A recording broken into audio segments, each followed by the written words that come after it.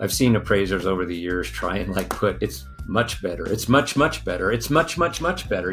We were doing the appraisal and it came back like you have to use pluses. And we're like, what do you mean we have to use pluses? Well, if you're saying something is superior, is it plus?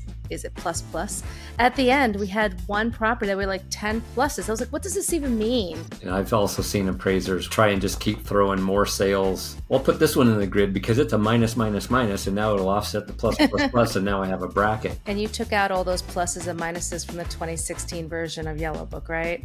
Yeah, you will not see anything in there that talks about pluses and minuses. It just uses the term qualitative and it says, explain your work basically. But that's really what the Yellowbook thrives on, is getting that thought process in there from the appraisers.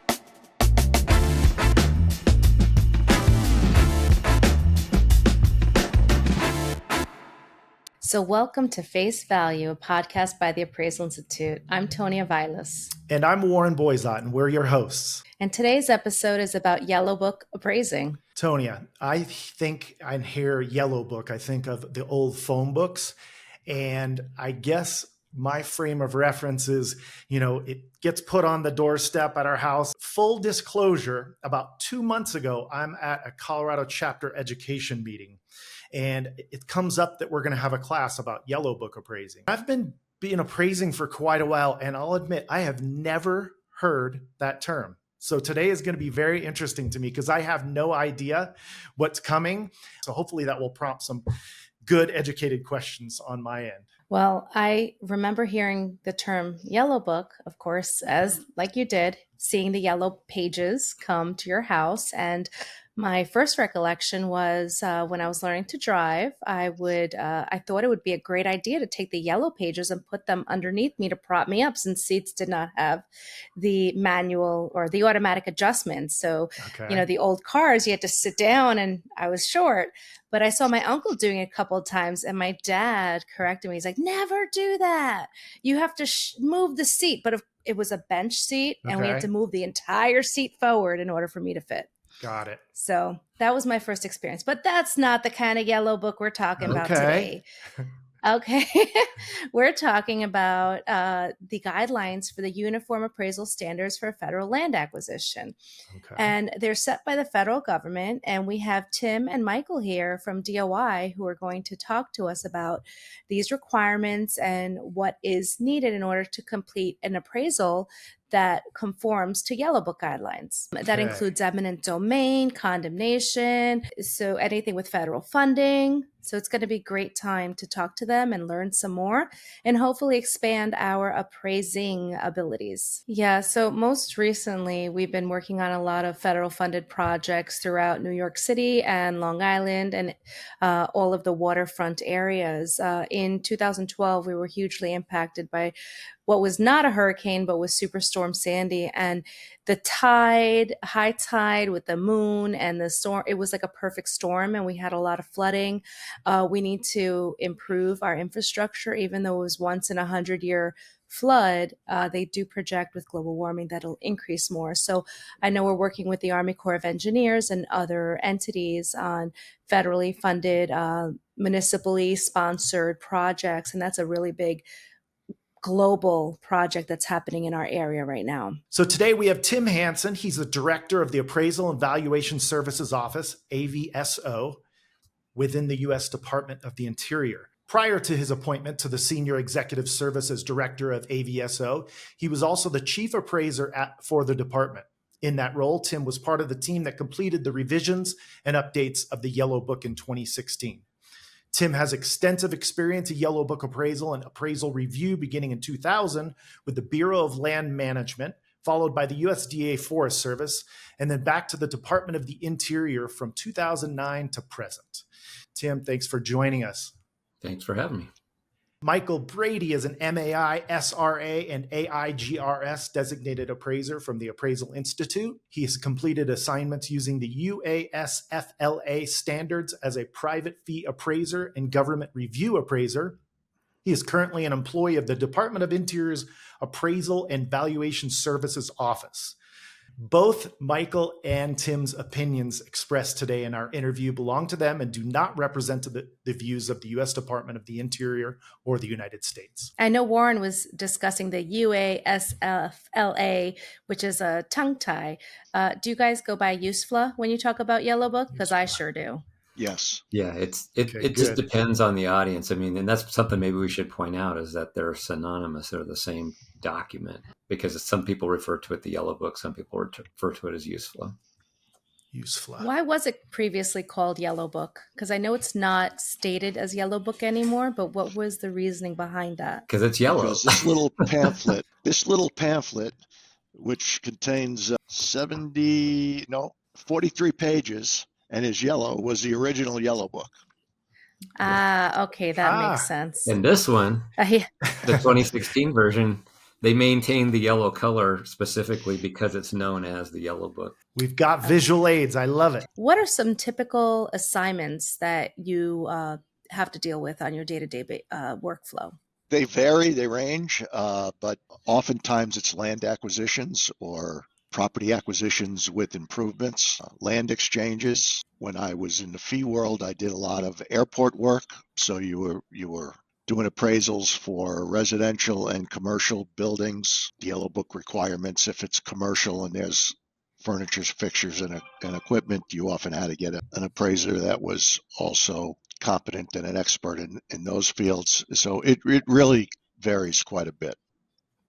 You said airport. Was it for airport expansion? Was it for additional runways? Was it buffers to airports? What kind of work did it entail? Buffers in one case, noise mitigation in another case, and then expansion. Airports operate 20 to 30 years out.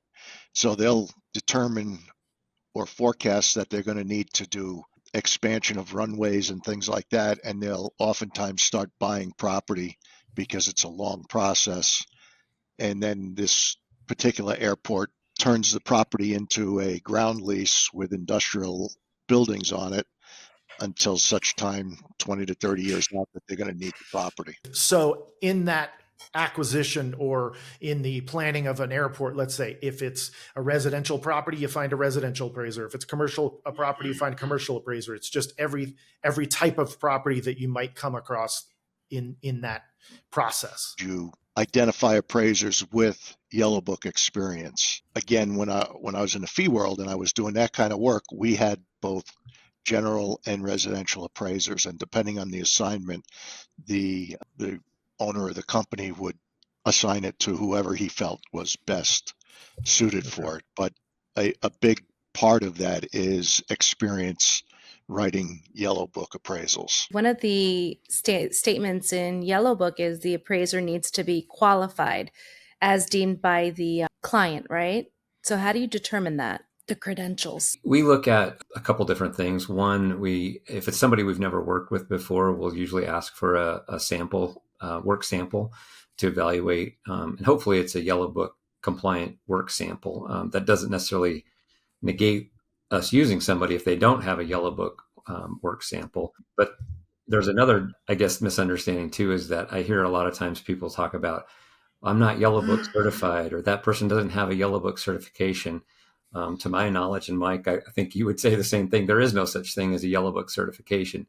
You have to be competent under USPAP to take on the assignment that you're looking at for the intended use and the intended user, and discuss that with your client. So we function as the client for the assignments that are under our control, and we would look to work samples, provide the body of work that would show that you, one, maybe have had the education, but two, ideally, if you can apply it and have an assignment that you can show us that you've done a Yellowbook appraisal. That's usually the way we work it out. For our residential listeners out there, I think a lot of them, when they hear government work, they're thinking, we think of VA and FHA, where you do have to have that credential to complete that type of work. So that's interesting. Yeah, it's a big misconception out there. I've even heard it from members of Congress that, needs to be Yellowbook certified. And it's like, well, there is no such thing that I'm aware of. And I mean, I think I would know maybe if it was something that was required or existed. Yeah. I also think that you can interview appraisers. That's what we do, especially if we haven't worked with someone. So you ask and find out if they've taken the USFLA class, and if so, how many times and when, because you'll find people that haven't taken it in 20 years. And, if they do 1 or 2 appraisals for USFLA standards every year or two, they're probably not going to be as well versed as somebody who does several a year. One thing that might be of interest to your listeners is that we have quite a few appraisers recently that have contacted us about wanting to expand into Yellowbook work. And, sometimes getting that first job or that first opportunity is a little bit challenging, but also being willing to learn. I mean, it's not something like Mike said, if you haven't done it routinely, it's difficult to learn. But that interview process that he was talking about, we have appraisers that say, hey, I want to learn. I want to work with you. I want to find out what it takes to complete one of these appraisals. And, it's a lot of ours are done competitively through a contracting process, a federal contracting process. So they may not compete as well, but there's other opportunities out there for them to kind of get their foot in the door. But there's a lot of interest right now, especially with the kind of the less lending work being available. And I know there's a whole 14-hour course on USFLA evaluations, which I think the Colorado chapter is hosting next week. Yep. So just giving them a little plug. But what are the difference just generally between USPAP guidelines and USFLA guidelines that we might be able to summarize in a few bullets here for our listeners? USFLA appraisals have to comply with USPAP appraisals. USPAP regulations are part of Yellowbook or USFLA regulations. And then the USFLA standard has additional requirements. And it depends on what type of property you're appraising. For example, if you're doing an exchange, oftentimes the federal land, and this, Tim, you did BLM work, and I really haven't, but so I'm not that familiar with FLIPMA. But with some of the other bureaus. Wait, sorry, Michael. Can you tell us what BML and FLIPA is? Bureau of Land Management is BLM, and FLIPMA is Tim, you want to jump in? I know it's the Federal Land Policy and Management Act. So certain agencies, that's an act that people that do that work know about. But if the Bureau isn't doing FLIPMA work in an exchange, the hypothetical condition has to be that the federal side of the exchange you use a hypothetical condition that it is being appraised as if in private ownership. Okay. So that's one small area of Yellowbook that is significant and is more than USPAP would require. Yeah, there's a few areas that have specific differences in requirement, and one to be aware of is the Yellowbook or USFLA it has this very specific definition of market value, and one of the key differences is that it precludes the appraiser from identifying exposure time, which is a requirement of USPAP, and that's considered a jurisdictional exception to USPAP. So that's one you'll see quite frequently. Some other specific differences are the sales history of the subject property. The Yellowbook requires a 10-year sales history, where USPAP only requires 3. The other one that sometimes gets a little bit sticky is zoning. If there's a federal project that is that's planned, or zoning's been changed to accommodate a federal project, you have to disregard any increase in value or decrease in value created by the project for which the acquisition is being done. Whereas USPAP is pretty much look at the zoning as is and not change that. There's I think I've identified like 14 different small differences in between the two. But like Mike said, this is an important thing. And actually the Appraisal Standards Board just published a new Q&A last week on Yellowbook and USPAP and how they fit together. But because it's considered under the old supplemental standards rule, the USPAP, some of us are old enough to remember that, before the scope of work rule came into being, USFLA was considered a supplemental standard. And so if you were doing USFLA assignment, you had to comply with USPAP and then Yellowbook on top of it. And now that's all been rolled into the scope of work rule. So you have to, when you're developing your scope of work, you have to understand the assignment conditions, which if it's for a federal acquisition or a funded acquisition, depending on the program, you will have to also comply with the Yellowbook. And they're linked like this. You can't extract the two apart really and do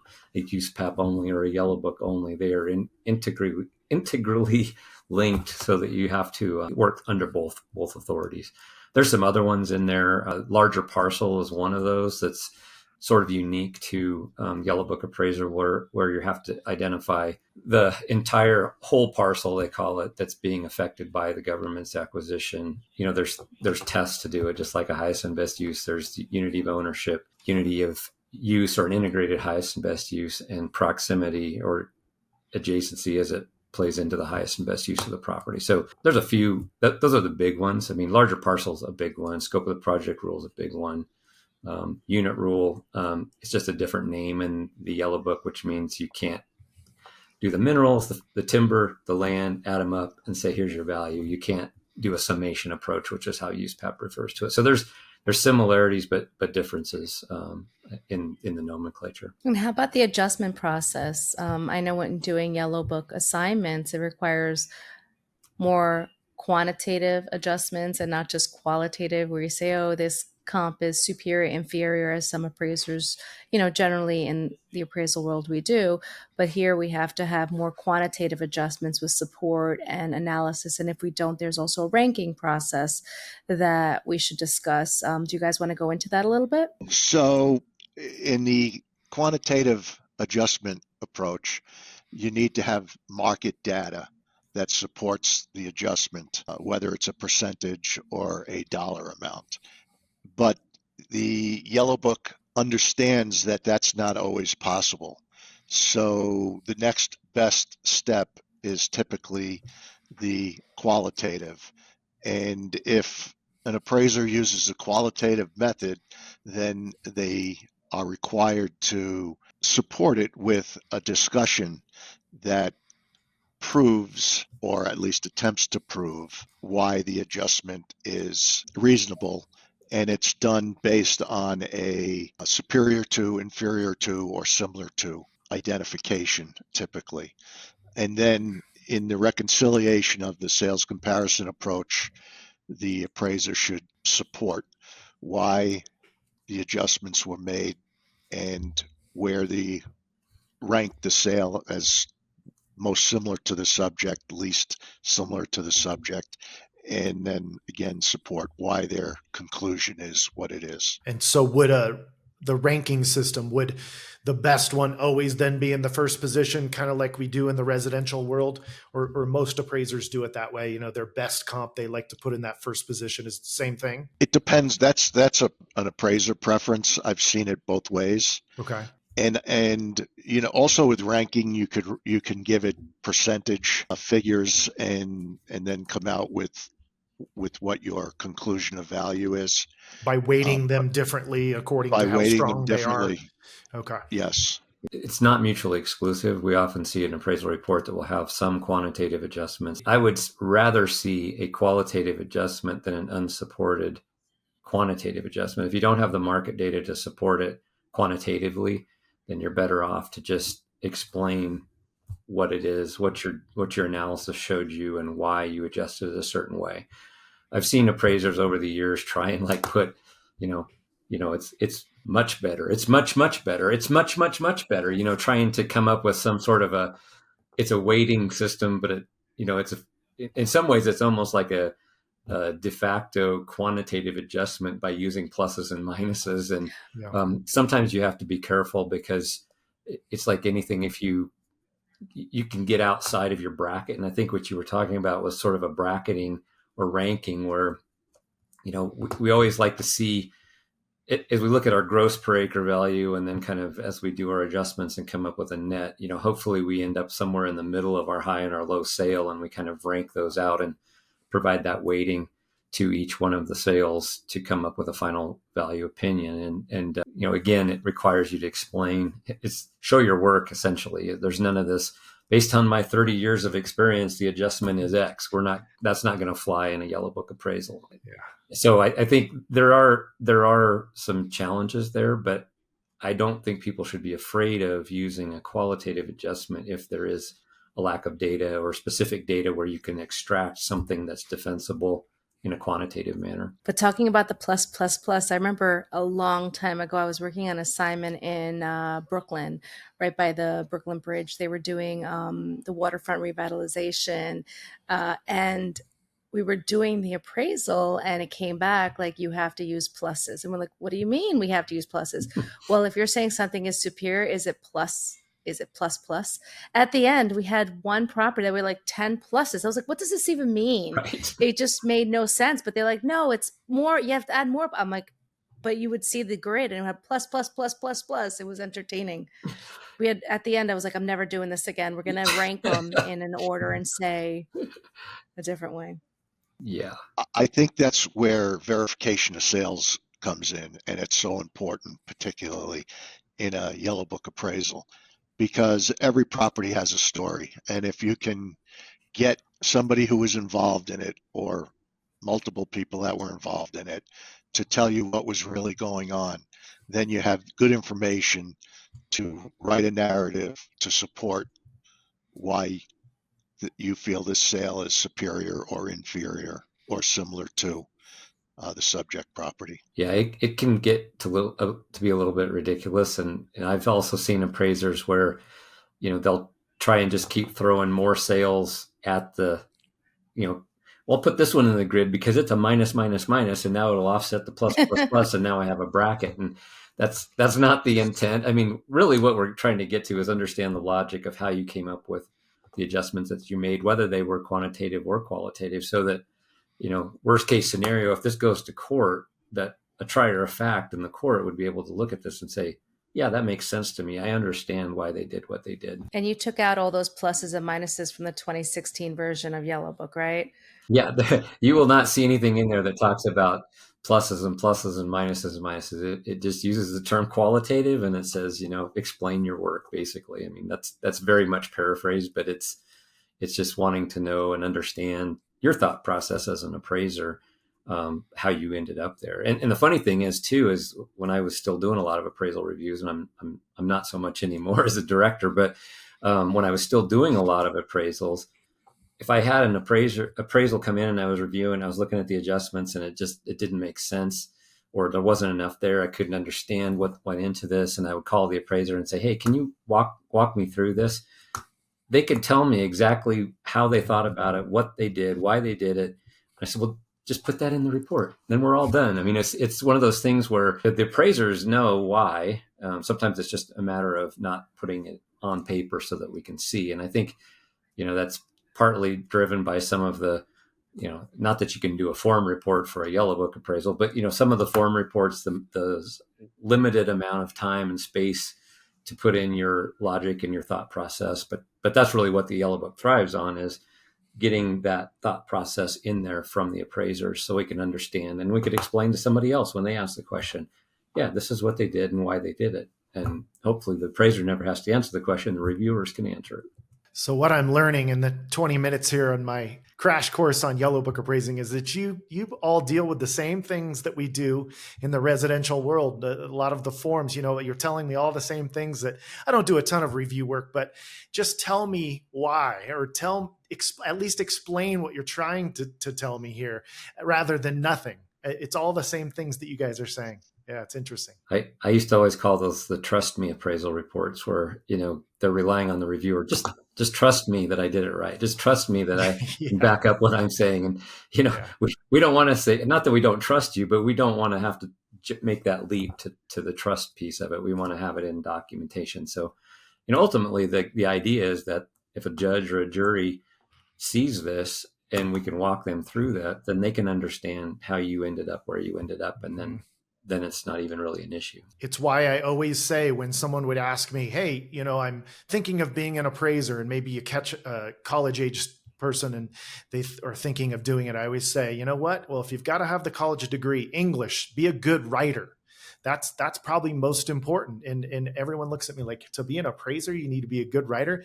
I said, well, it sure will help, because these are exactly the type situations where you can explain to your reader in layman's terms and lay it all out, the story for them. And it helps so much.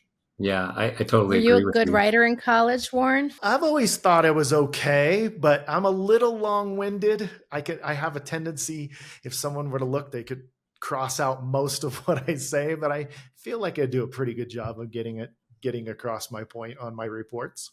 Yeah. No, See, as an appraiser, I think I write well, but in college, forget it. I hated English. I hated writing. Yeah. I think you're right, Warren. I mean, I've said that all along. Is like, give me a good writer, and I can make them an appraiser, because we're all appraisers. Every day we're appraisers. If you go to the grocery store, you're an appraiser. Do I buy this or do I buy this? Yep. What's the best value for my money? Is it cheaper to buy, a case of pop versus a 6-pack of pop? Yep. Those sorts of things, those economic decisions we all make on a daily basis. And so that part comes easier, I think, than trying to teach somebody how to be a good writer. That's a bigger hurdle to get over. So one thing to think about, there's three real questions to answer. One, is there unity of title? Is there physical contiguity or proximity? And then, is there unity or an integrated highest and best use? And if you think about it, only two of those, or only one of those actually, is an appraisal question or an appraisal determination. Unity of title is a legal constraint. And if there's a question, usually it's best to get legal counsel involved and find out, is there unity of title? Is there beneficial control of one party that can make decisions for everybody that's involved? The second one is, pretty much factual. Are the parcels adjacent? Are they not? Are they close enough that they can be used together as an economic unit? Those are pretty much not something that require any appraisal analysis or determination, maybe the economic piece of it.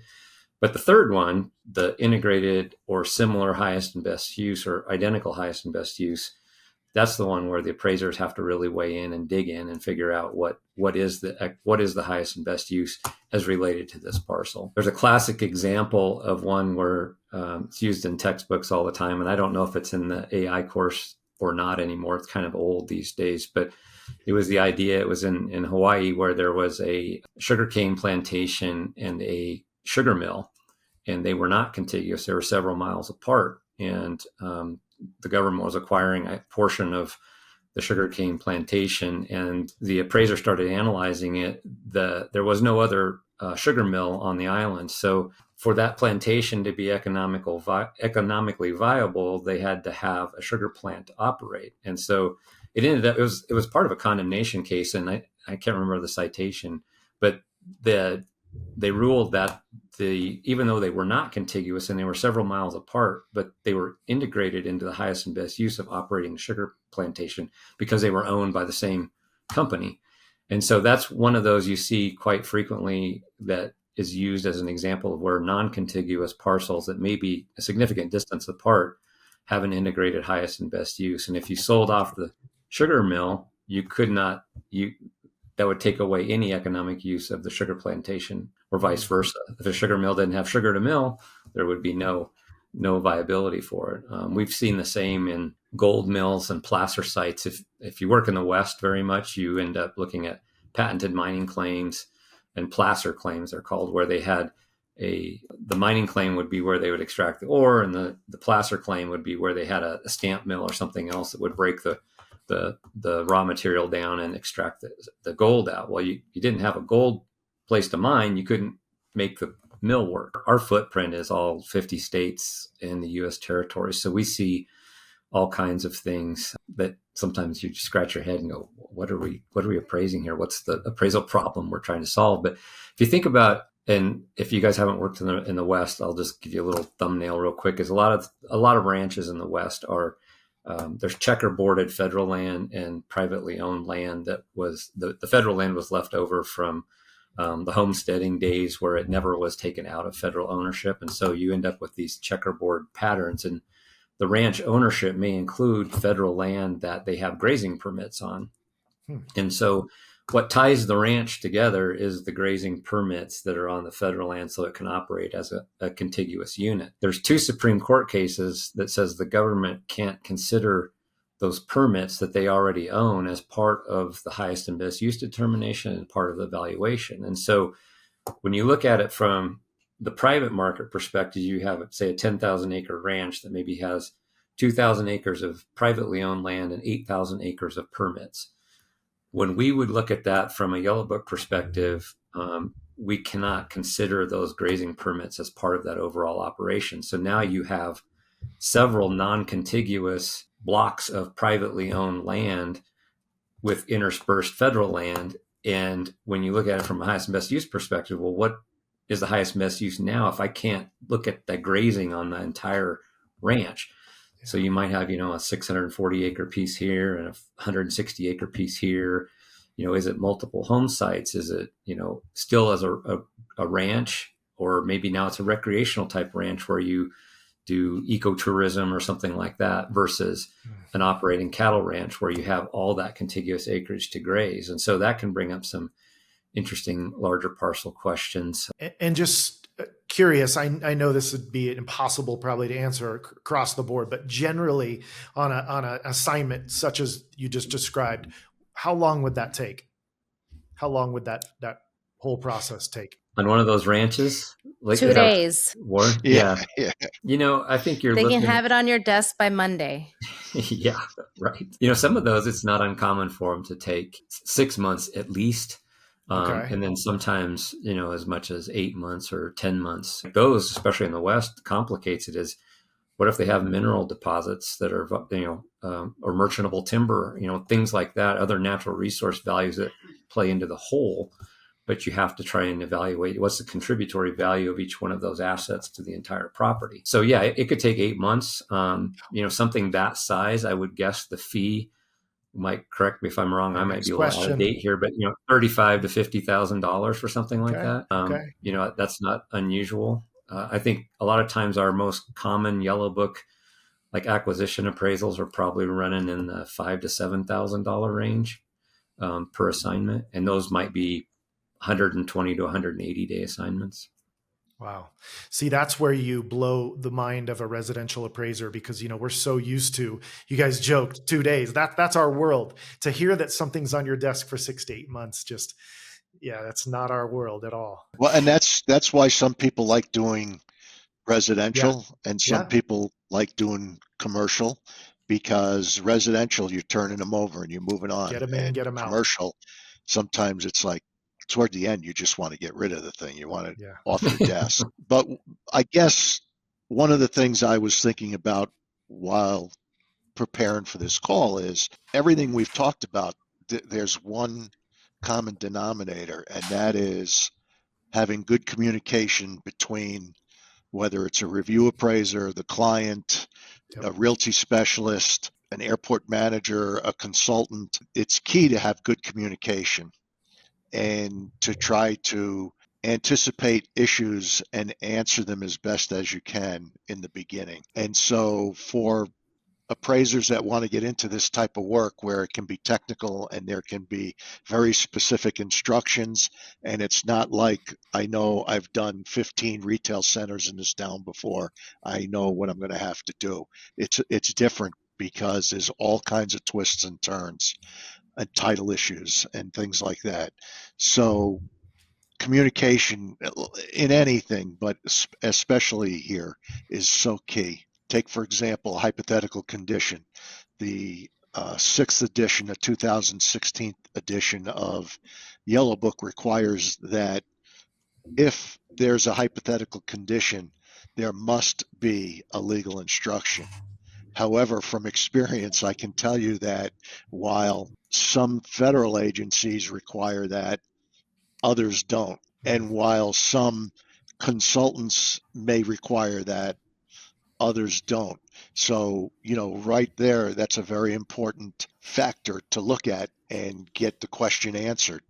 Okay, are you going to supply me with a legal instruction? Now, I just got an email at our facevalue@appraisalinstitute.org email address, and they want to know if there's anything specific that appraisers should look at when they're dealing with conservation easements. You're probably going to say the same thing I'm going to say, Mike. Well, off the jump, you have to read the conservation easement. Exactly. And you have to see what's covered and what's not and what's exempt. And, it might be 50 acres and the person that's putting it into a conservation easement might be accepting 2 houses and a barn, and everyone is different. And so right from the beginning, you don't know what you're doing until you read the documents, the conservation easement documents.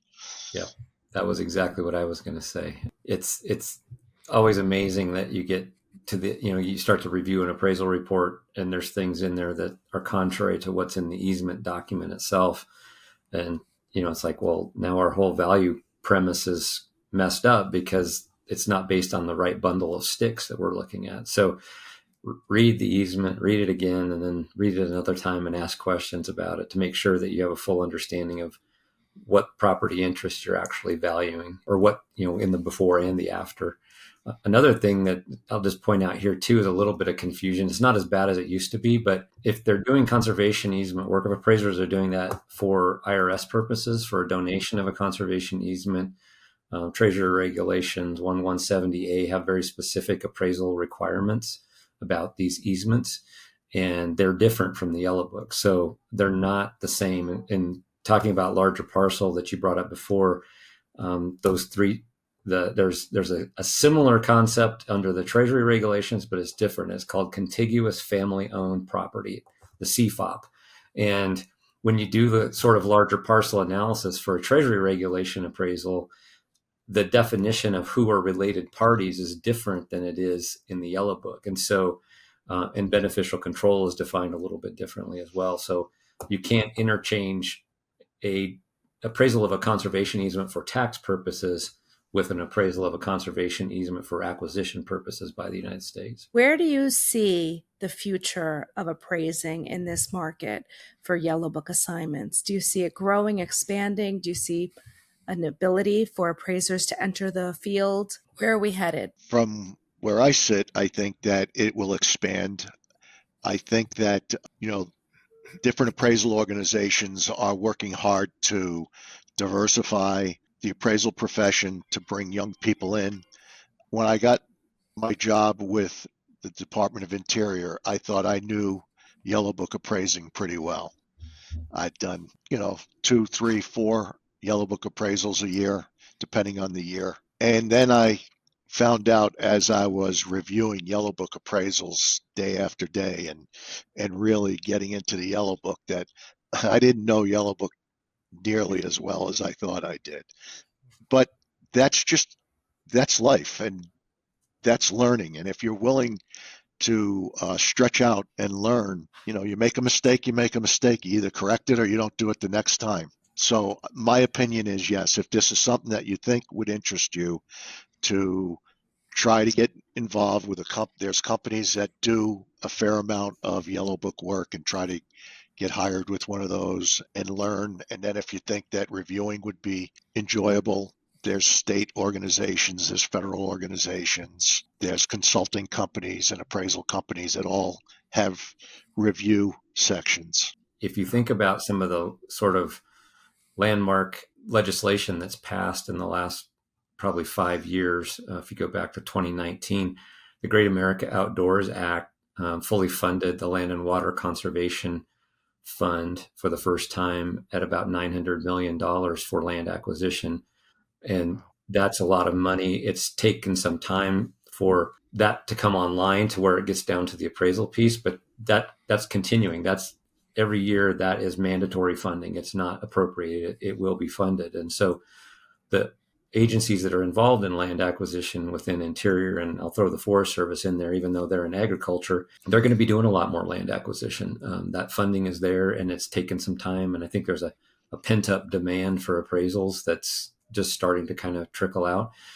Then you top on that with the bipartisan infrastructure law and some of the broadband expansion efforts that are going on. Many different states have these middle mile projects, they call them, that are looking at expanding thousands of miles of broadband into underserved communities. Those are going to require appraisals for every time they pass over federal land. It may not be Yellowbook appraisals. It might be Yellowbook appraisals. It just depends on the circumstances.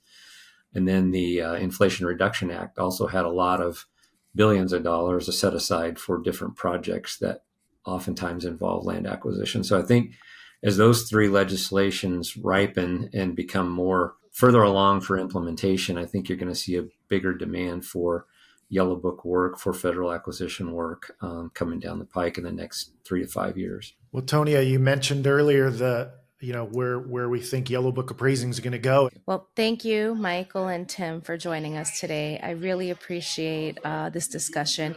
For someone who does a lot of Yellowbook assignments, I had a great time listening to you. I think we can go on and on longer, but we'll save that for another episode. Something new about the podcast is we now have a dedicated email address that, if Michael and Tim, you don't mind, sometimes we'll get some follow-up questions and things that we may forward to you. If you don't mind, maybe answering a question here or there if that comes to us. Sure. That's happy to do that. Fine with me. Perfect. That email address is facevalue@appraisalinstitute.org.